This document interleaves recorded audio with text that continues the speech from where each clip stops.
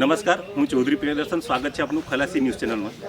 આજે આપણે ધરમપુરના બરુમાળા ગામ ખાતે આવ્યા છે, જ્યાં આંબાના ઝાડ નીચે કેટલાક યુવાનો બેઠા છે. તેમની સાથે આપણે ચર્ચા કરવાનો પ્રયત્ન કરીશું કે વલસાડ ડાંગ લોકસભાની જે ચૂંટણી આવી રહી છે એમાં ઉમેદવાર તરીકે તેઓ કોને પસંદ કરી રહ્યા છે અને તેઓ શા માટે તેમને પસંદગી ઉતારી રહ્યા છે એમના વિશે આપણે એમના સાથે ચર્ચા કરીશું.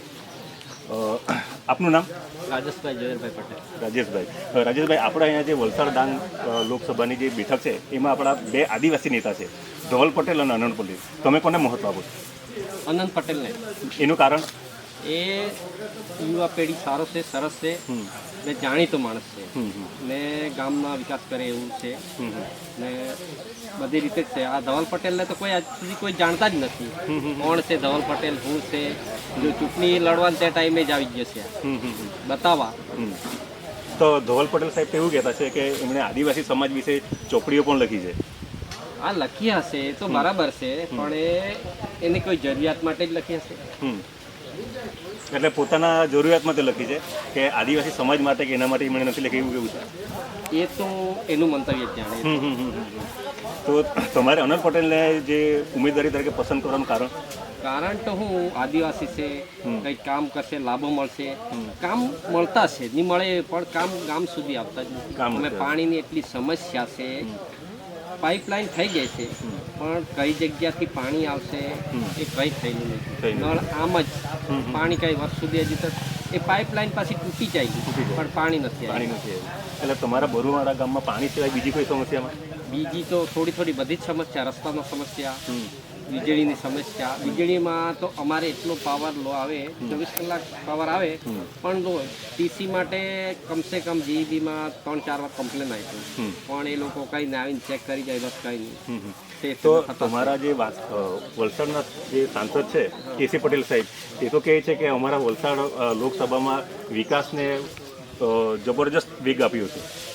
એની વાત સાચી હશે, પણ કોઈ દિવસ ગામમાં જ નથી આવીને જોતા રહે તો શું વિકાસ થાય? ગામમાં આવીને જવું જોઈએ. 10 વર્ષમાં છેલ્લી વાર બરુમાળા તમારા વિસ્તારમાં કેટલી વાર આવ્યા છે? એ હવે જોઈએ જ નથી જોયું. ખાલી ચૂંટણી પર આવ્યા હશે? ચૂંટણી પર બી નથી જોયા. એટલે આ વખતે તમારે અનંત પટેલ સાહેબ છે તે તમારા કાયમ માટે પ્રશ્નના લડત માટે છે, એટલા માટે તમે એમને સપોર્ટ કરો છો? હા, સપોર્ટ કરે એના માટે. ને એ લોકો તો એવું પણ કહે છે કે અનંત પટેલ ખાલી આંદોલન કરે છે, આંદોલન જેવી છે. એ તો આંદોલન ક્યારે કરવું પડે? એ લોકો કઈ વિકાસના કામ જ નથી કરતા તો પછી આંદોલન કરવું પડે? બેસવાથી તો કઈ થવાનું નહીં. તો તમારા સાંસદ સભ્ય છે એ નથી આવતા? એ બી જો જ્યારે ચૂંટણી જો આવે ત્યારે આવે, બસ પૂરું. પછી પાછી ચૂંટણી આવે, મીટિંગ કરે, પછી પૂરું. મતલબમાં જનતાની કે આમ જનતાની સમસ્યા સાંભળવા માટે નથી આવતા? એ કઈ આવે નહીં. એ આવવા માટે ખાલી અનંત પટેલ જ? બસ અનંત પટેલ. આપણી સાથે બીજા મિત્રો પણ છે, તેમની સાથે આપણે જાણીએ કે તેઓ અનંત પટેલ કે ધવલ પટેલને પસંદગી કરતા છે. તમારું નામ? પંકજભાઈ, તમે તમારા મત વિસ્તારમાં અનંત પટેલને પસંદગી ઉતારો છે કે ધવલ પટેલને? એકચ્યુઅલી અમે અનંત પટેલને. અનંત પટેલને શા માટે? એ આપણો એક તો આદિવાસી નેતા છે.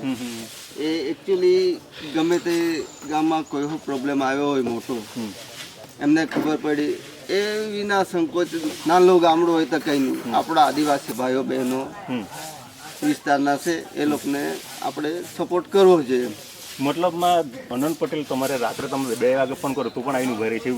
આ એ વસ્તુ સાચી છે. તો આ છે બરુમાળા ગામના કેટલાક યુવાનો સાથે આપણે ચર્ચા કરી કે તેઓ અનંત પટેલને શા માટે ઉમેદવાર તરીકે પસંદ કરે છે. આપણી પાસે બીજા પણ કેટલાક ભાઈઓ છે, તેમની સાથે વાત કરી. મારું નામ? મારું નામ મણિલાલ કિશોરભાઈ પટેલ. અત્યારે લોકસભા માટે જે ચૂંટણીના 2 ઉમેદવાર થઈ ગયા છે જાહેર, એના માટે તમે કોને સપોર્ટ કરશો? એના માટે તો અમે તો છે ને અનંત પટેલને સપોર્ટ કરશું, કારણ કે છેલ્લા 10 વર્ષથી ભાજપ સરકાર છે, પણ જે શિક્ષિત બેકારી, મોંઘવારી, પછી ખેડૂતોનું જે શોષણ થાય છે એ બાબતે જોવા જઈએ તો ખેડૂતો આ ભાજપ સરકારમાં ખૂબ જ નિષ્ફળતા ખેડૂતોને મળેલ છે. કારણ કે અત્યારે બી તમે આંબાવાડીમાં જુઓ તો કેટલો બધો ખેડૂતને આંબાવાડી પર નુકસાન છે, પણ હજુ બી એ સરકારે કોઈ બી ખેડૂત માટે કોઈ પેકેજ કે કંઈ કશું જાહેર કર્યું નથી. અને એ લોકો કહે છે કે અમે ખેડૂતોને ડબલ 2 ગણી આવક કરીશું, પણ 2 ગણી આવક કાથી 1 ગણી બી આવક દેખાતી નથી અત્યારે.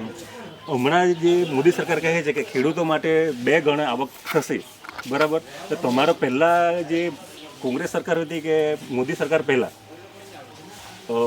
ભાવ શું હતો અને અત્યારનો ભાવ શું છે? હવે અત્યારે જોવા જાય તો કારણ કે મોંઘવારી વધી એટલે ભાવ તો થોડો વધવાનો, પણ જે મોંઘવારી છે એના કરતાં આવક ઓછી અમને લાગે.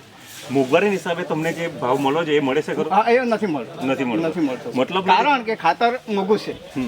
પછી આ લાઇટ વાળું 24 કલાક લાઇટ મળી જાય, ખેતીવાડી લગતી લાઇટ મળી જાય એ પણ મળતી નથી. અહીંયા જીબીમાં જાય તો એ લોકો આમ તેમ આના કરીને તમને કનેક્શન નથી મળે.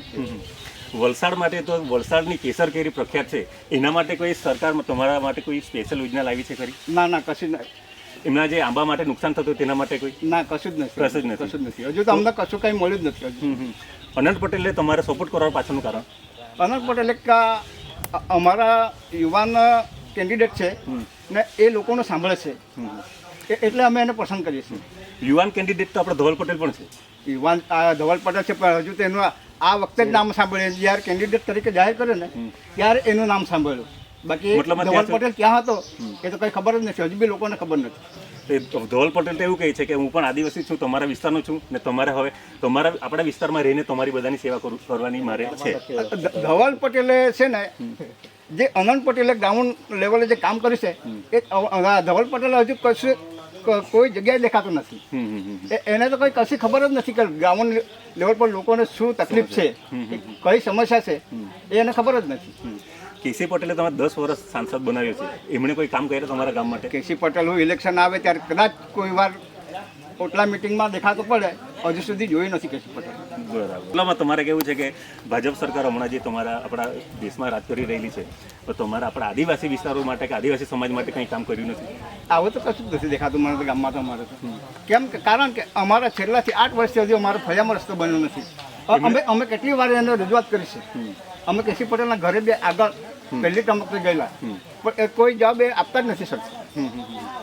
મતલબમાં કે તમારે આ બરુમાળા ગામના લોકો છે કે તેઓ ભાજપથી હવે ત્રાસી ગયા છે અને તેઓ અનંત પટેલને પસંદગી ઉતારવા માટે એ લોકો આગળ વધી રહ્યા છે, એવું આપણને બરુમાળા ગામથી લોકોના મંતવ્યથી આપણને ખબર પડી રહી છે.